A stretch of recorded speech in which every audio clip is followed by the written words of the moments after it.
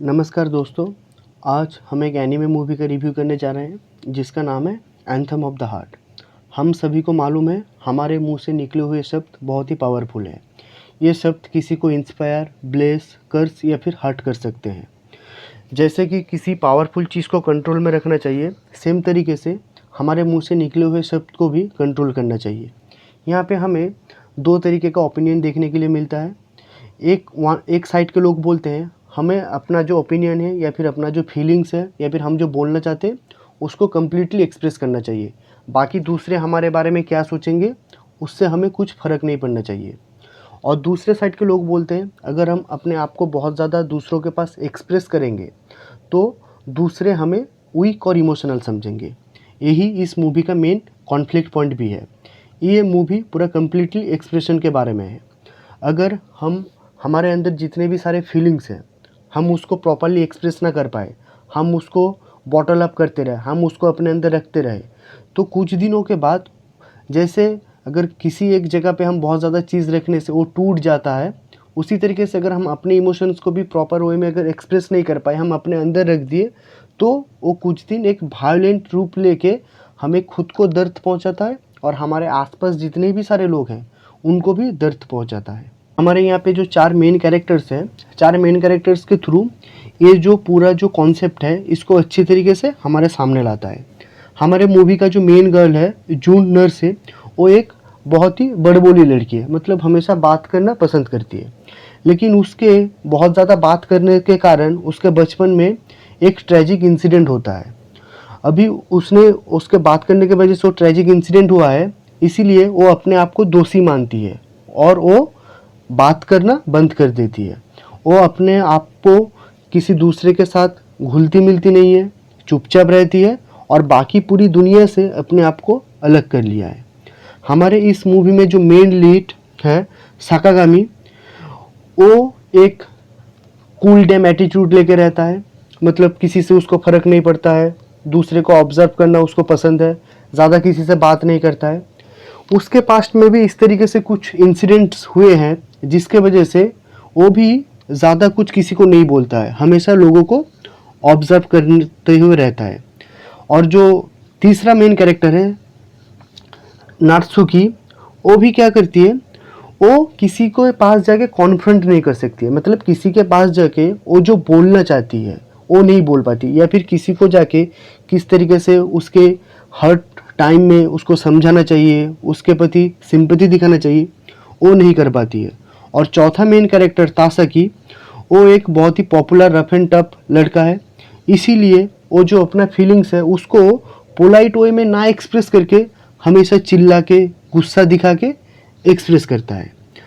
अभी ये जो चार पर्सनैलिटीज़ हैं, ये चार पर्सनैलिटी देखने में हमें अलग अलग लग सकते हैं, लेकिन इन चार पर्सनैलिटीज़ में एक चीज़ कॉमन है, वो है अपने इमोशन को या फिर वो लोग जो बोलना चाहते हैं उसको एक्सप्रेस ना कर पाना। इस मूवी को ओरिजिनलिटी के ऊपर हम कोई भी पॉइंट नहीं दे सकते हैं। एनीमे का जो सेटिंग है वो भी बहुत ज़्यादा टिपिकल है। एक हाई स्कूल में बसाया गया हुआ है जहाँ पे कुछ टीनेजर्स है जो प्रॉब्लम फेस कर रहे हैं।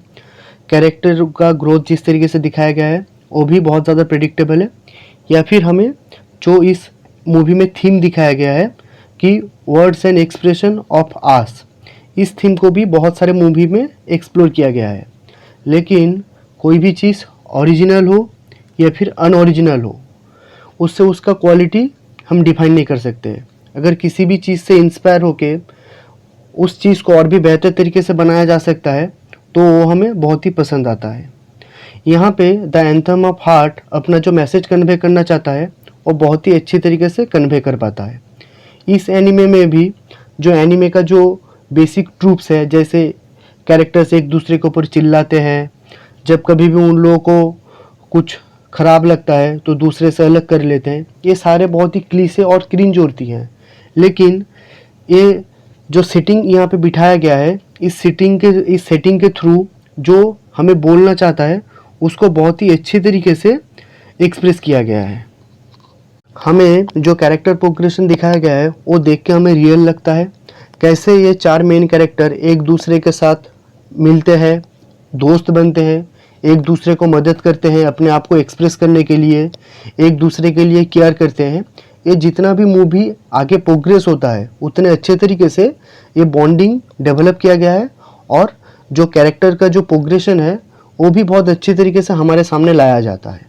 इस मूवी का स्टोरी लाइन प्रेडिक्टेबल होने के साथ भी, लेकिन इसका राइटिंग जिस तरीके से किया गया है या फिर जो डायलॉग्स बताए गए हैं वो बहुत ही ज़्यादा हिट करते हैं, एक्सप्रेस किया गया है। यहाँ पे और एक थीम को बहुत ही अच्छी तरीके से एक्सप्लोर किया गया है, वो है अगर हम अपने फीलिंग्स को वर्ड्स के थ्रू एक्सप्रेस ना कर पाए तो उसको हम म्यूज़िक के थ्रू एक्सप्रेस कर सकते हैं। म्यूज़िक क्यों, कोई भी आर्ट फॉर्म हो, चाहे वो डांस हो सकता हो, चाहे वो ड्राइंग या फिर राइटिंग, कुछ भी हो सकता हो, लेकिन अगर हम अपने आप को एक्सप्रेस नहीं कर पाते हैं तो through various different types of art forms we can express our feeling. यहाँ पे म्यूजिकल का सहारा लिया गया है। हमारे जितने भी जो मेन कैरेक्टर है, उस मेन कैरेक्टर क्या सोचता है, क्या एक्सप्रेस करना चाहता है, उसको हमारे सामने लाने के लिए इस एनिमे का जो म्यूज़िक है वो बहुत ही बढ़िया है। और लास्ट में जो म्यूज़िकल हमें पेश किया गया है, जो गाने, जो म्यूज़िक दिखा हम लोगों को सुनने के लिए मिलता है, वो बहुत ही ज़्यादा अच्छा है और म्यूज़िक हमारे कानों को सुकून देता है। इस मूवी में बहुत सारे वेस्टर्न क्लासिक्स यूज़ किए गए हैं, like over the rainbow, green sleep और अराउंड द वर्ल्ड। इन सारे वेस्टर्न क्लासिक्स को ट्विस्ट करके फिल्म के नरेशन में बिठाने के लिए थोड़ा सा चेंज किया गया है। जिस तरीके से जितने भी गाने हैं, उन गाने के जो लिरिक्स है और उनके जो म्यूज़िक है, उस म्यूज़िक के थ्रू जितने भी सारे इमोशंस है कैरेक्टर के, वो बहुत ही अच्छी तरीके से पोर्ट्रे होता है। के जो फेशियल एक्सप्रेशन है या फिर वो जिस तरीके से एक्ट करते हैं, उसके द्वारा भी इमोशंस को बहुत अच्छे तरीके से हमारे सामने लाया जाता है। मैंने मूवी के बारे में अभी तक बहुत ज़्यादा कुछ अच्छा बोला है, लेकिन इस मूवी का जो एंडिंग है वो मुझे बहुत ख़ास पसंद नहीं आया। इस मूवी का जो एंडिंग है वो बहुत ही ज़्यादा अनप्रेडिक्टेबल है, कोई इसको प्रेडिक्ट नहीं कर पाता है। और नॉर्मल हम जो रोमांटिक या फिर स्लाइस ऑफ ड्रामा मूवी में जिस तरीके से एंडिंग देखते हैं, उससे इसका एंडिंग थोड़ा सा अलग करने की कोशिश किया गया है। किसी किसी को इस मूवी का एंडिंग बहुत ज़्यादा पसंद आता है, किसी किसी को इस मूवी का एंडिंग बहुत ज़्यादा बुरा लगता है। मेरे लिए पर्सनली एंडिंग को मैं बहुत अच्छा नहीं बोलूँगा और बहुत बुरा भी नहीं बोलूँगा, लेकिन सिनेमा को पहले से जिस तरीके से डेवलप किया गया था उसके मुकाबले मेरे को इस मूवी का जो लास्ट एंडिंग सीन है वो थोड़ा सा कमज़ोर लगा। बहुत थोड़ा कुछ मूवी में फ्लॉज होने के बाद भी मूवी हमारे सामने जो इमोशंस को लाना चाहता है या फिर जो जो चीज़ों को हमारे सामने एक्सप्रेस करना चाहता है, वो बहुत ही अच्छी तरीके से राइटिंग, कैरेक्टर्स का facial expression, lyrics and music के थ्रू हमारे सामने ला पाता है। तो इस मूवी को एक बहुत ही अच्छा मूवी बनाता है। लास्ट में अगर इस मूवी को मैं समर अप करना चाहूँगा तो मैं ये बोलूँगा कि ये मूवी एक बहुत ही अच्छा मैसेज हमारे सामने ला के रखता है। इस मूवी का जो वेस्टर्न क्लासिक्स के साथ जिस तरीके से म्यूज़िक को कंबाइन करके गाने हमारे सामने रखा जाता है, वो गाने हमें सुनने में बहुत ही अच्छा लगते हैं। जितने भी सारे मेन कैरेक्टर्स हैं वो भी एक दूसरे से बहुत ही अलग है, डायनामिक कैरेक्टर है।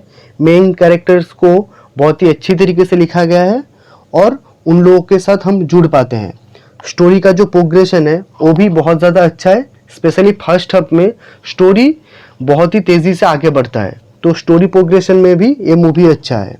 अगर किसी को ये साइलेंट वॉइस के टाइप कोई एक स्लाइस ऑफ लाइफ मूवी देखना पसंद है तो वो इस मूवी को ज़रूर ट्राई करके देख सकता है। आप सबका यहाँ तक मेरे साथ जुड़ने के लिए मिलते हैं हमारे नेक्स्ट वीडियो में।